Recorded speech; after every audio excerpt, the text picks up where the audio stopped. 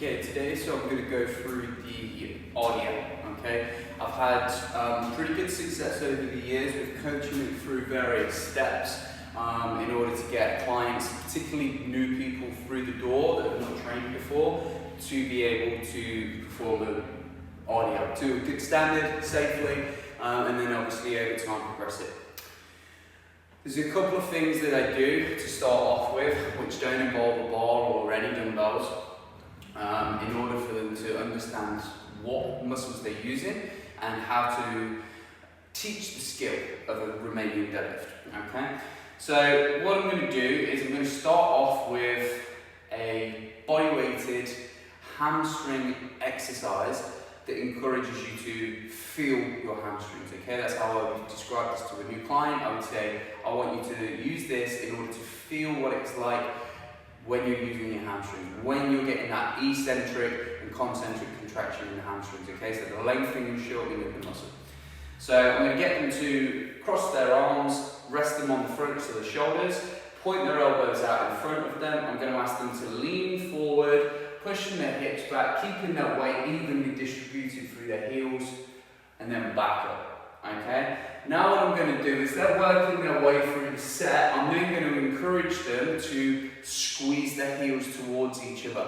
With this external rotation of the thighs, that enables the hamstrings to activate slightly more. Now I don't want to see the feet necessarily move with the client. I want the client to stay planted in the floor, weight distributed through the arch of the foot, but I want them to actively, externally rotate those knees out. So as they do this, they're now going to feel the hamstrings even more. Okay? And that's the starting point.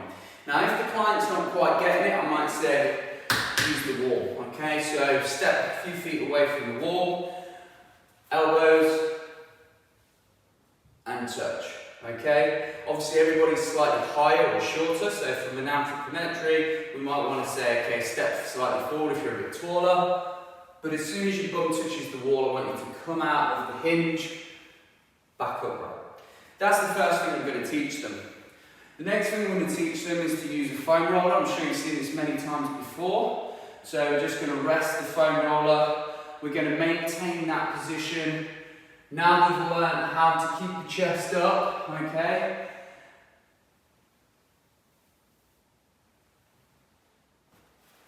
They can use a foam roller. Again, it's a body weighted exercise, but they're still going to get that hamstring engagement. They're still internally rotating the heels. That never stops. The only thing that's changed is the elbows are from here, and now they're down here, but down by the side of the body. So that's the only thing that's changed with this one. Again, you can use this against the wall. So against the wall, touch, touch. Okay, and the final stage that I will go through is ab load to the body. So I get them in the rack, using the bar. Okay, I'm going to do this facing outwards for percentages of the camera. So it would be there, similar as before, activating the hamstrings by squeezing the heels, and that's going to increase that activation as I get down, depending on flexibility or depending on how low they can go. But it's exactly what we've just been doing, okay? The only thing that I might add to that, okay, is obviously you want the bar to stay close to the body. Something common that you might see in an RDL, if I can show you from here, is sometimes people might come down and have not used any lat engagement. The bar's out here.